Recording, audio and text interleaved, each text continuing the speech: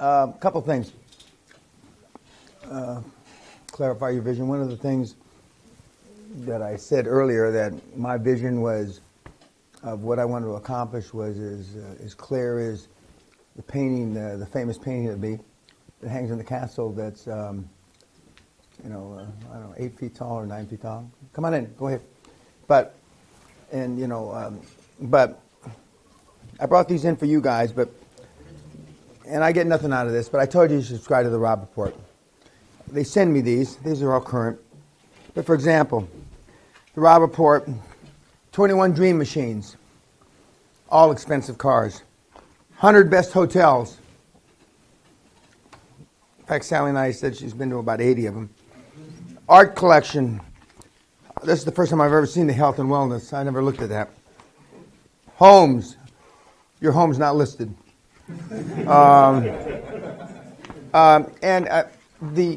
If I hadn't in 1983, this magazine just came out. If I hadn't looked in the back of the magazine, now they've got several different magazines, but in the back they only had one, and it had castles for sale. Castle on an island. I don't know. I probably wouldn't have been here. There's a lot of things that wouldn't happen. And this was part of the smelling the leather. And when this magazine came out, I said this is supposed to be for luxury-defined, high-performance people, luminaries, etc., etc. If I hadn't have seen that in March, April 1983, would I have bought this place in the summer of '84? Would I have gone public, floated, exited on my birthday, 1984? A lot of what ifs. Now, in my case, they all happened.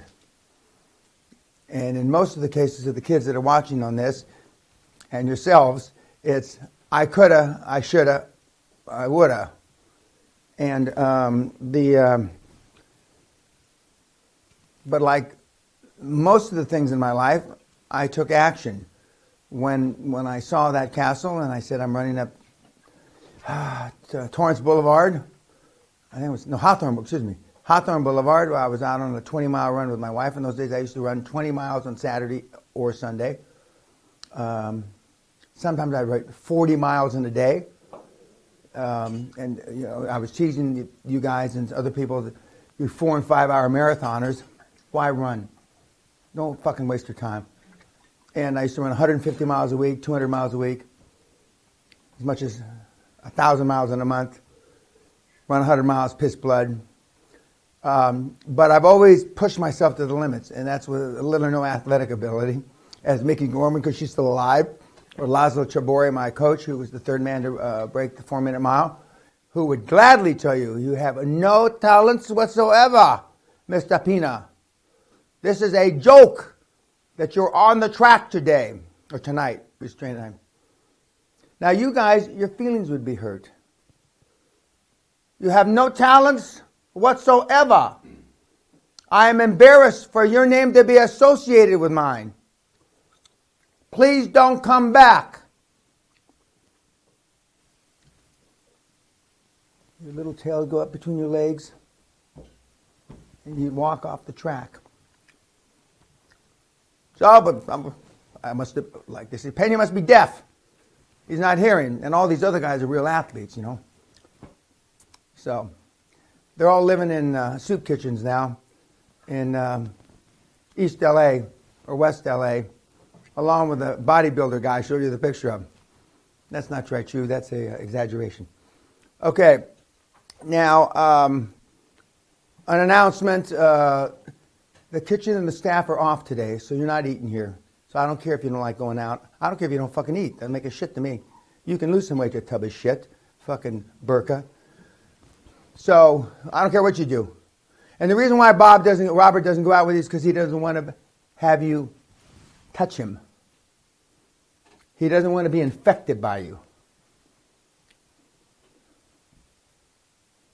So if you want it separate, we can order separate cabs. And if you've got your little kissy face groups that you form now where you're swapping spit and shit like that, that's fine. But I mean, the kitchens and shit are closed tonight. So if you want to go out with a group, that's fine. If not, if you don't want to eat, starve. I don't give a shit. So we don't feed you tonight. Which we made pretty clear in the fucking letter. So I hope there's no questions about that.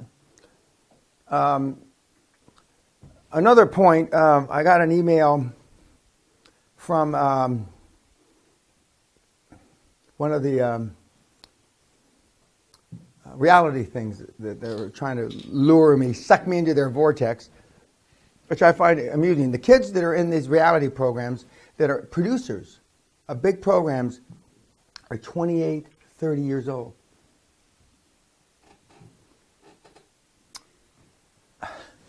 And and they're nice kids. I don't mean it that way. If any of you kids are watching this shit, but they're not the sweat on the balls of an old jock strap that I stopped using 10 years ago. I mean, they got no experience. They got nothing. They got nothing, and they're the ones that are putting programs on TV. I can't compute that. I don't understand. I just don't understand that. I understand how, and I'm going to use Jason. Forevermore, we know what we call him. But forevermore, why guys Jason's age would watch a program, I'm letting you off the hook a little, age, not you. Guys Jason's age would watch a program produced by a 29-year-old fucking kid with pimples on his face.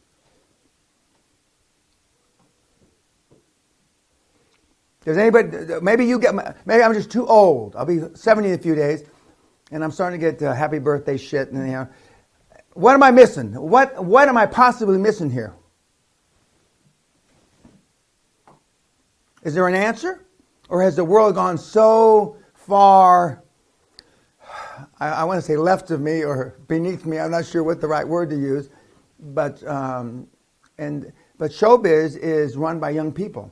You know, late 20s to late 30s. Sometimes they get some old geezers in their early 40s. And then you get a Spielberg or something like that who really gets famous and hangs on. And then, but, so it's funny to me. And and of course you saw the film crew. Oh, yeah, you saw the film crew that was up here. Nice enough kids.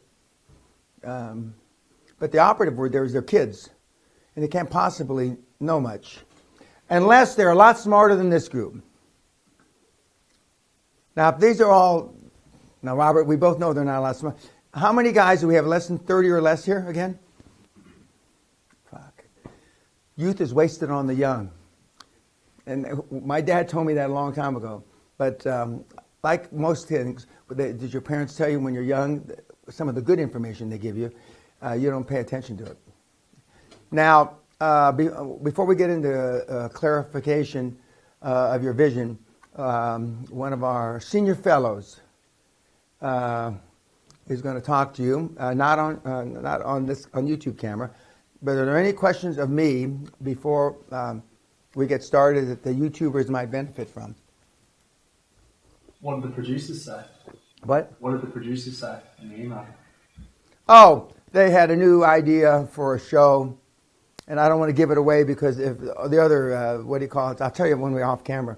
They had an idea, and actually I like it because it allows me to, I don't know if physical is the right word, but get aggressive, which I know would be hard for you guys to believe that this is my natural personality, but I might be able to use my 5th, 6th century management style a little, which would be hard for me to believe they put that on fucking TV, but if they would, I am the right fucker for that. There's no question about that.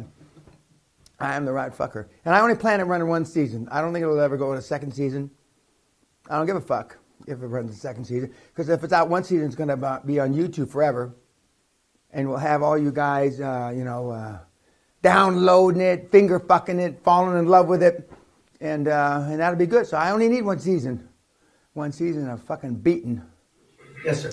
Actually, earlier on was talking earlier on with you about the fact that HR teaches you. Oh, God, I forgot. Thank you for reminding me. I almost had a fucking stroke earlier on because, 999, get the fucking paramedics here. I couldn't believe what you just said. I'd heard that before. Like if you tell me when I call you, and I don't talk to too many people on the phone, is this a good time? Boom, I hang up. Because you got no self-esteem, no self-confidence, no anything. You ask me if this is a good time. And then he tells me that HR departments teach you, now say it again just so I don't misspeak. It's a so-called self-respect to ask the person you're talking to if it's a good time to talk to them. You're not taking their time or whatever. Yeah, well, if you don't have the chutzpah, if you don't have the grit, if you don't have the balls, whenever, I don't care what you call it, the self-confidence or the self-respect, I mean, and you got to say, is this a good time? And what are you supposed to do when the guy says no? Fuck. And that's why things, it takes so goddamn long because they're calling back, and and then if you don't want to talk to the guy, it's never a good time. And I don't know, I would suspect if you have to go through an assistant, some sort of gatekeeping, I don't want to talk to that guy no matter what. Back in the day when I had a lot of employees in offices, I didn't ring on the phone, or I just go in their door.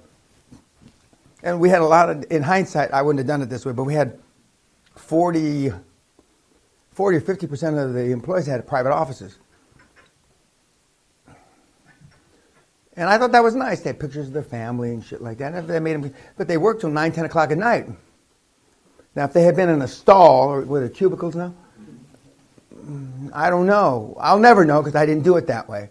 But the only people that had stalls, we had a secretarial staff, or staff that, if you wanted somebody dictated a letter or something like that, those were only a few people had in the bullpen, I guess it's called.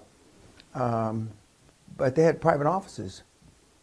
And so, I mean, that's, in that way, I am an old dog because I still believe in that. I think that it gives you more self-respect to have your own office.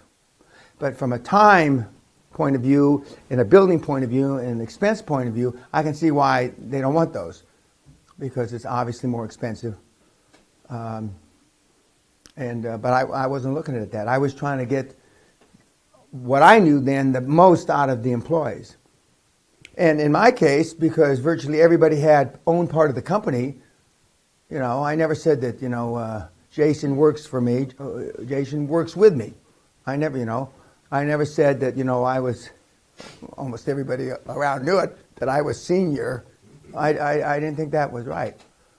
Because I had a lot of that in the military. Being a junior officer and having to stand on the left, I always get amused when they escort President Obama to and from the Air Force One. The officers, no matter how senior they are, they stand to his left, and that's where you stand when you're junior. The generals and the colonels, and then they go to the left. And then when President Obama a few months ago forgot to salute the guy when he was getting on Air Force One, he gets up the stairs. And he gets into, and then I don't know if somebody told him in there, then he runs back down the stairs like this and he salutes him. He got a half-assed salute, but anyway, that's the, if you've been in the military, you understand what I mean. Okay, YouTubers, adios. We'll see you later tonight. Okay.